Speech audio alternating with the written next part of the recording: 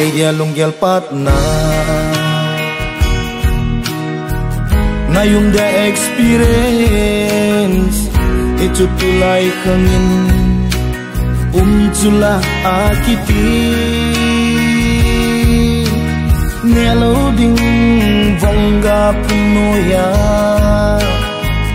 wingol bang bangin konong komading lam hepalo at sot feel hep mongin kana na lungtu bang van sang sang zo kay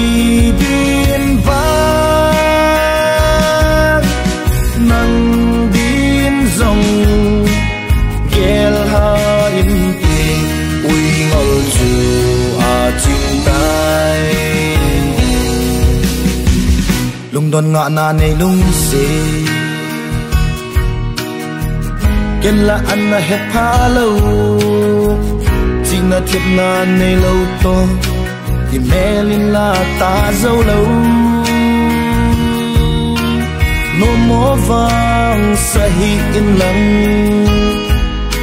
ni ping tha cha ten koi cha koi nau hi tin asu ken the ngei po ve na lung tu thăng van sang sang zo kei din van nang din zong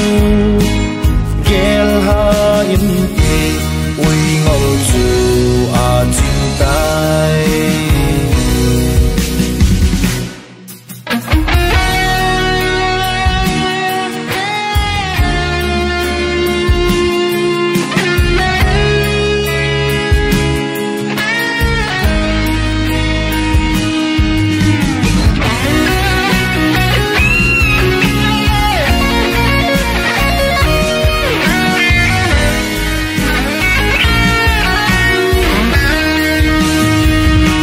Sangile som lecha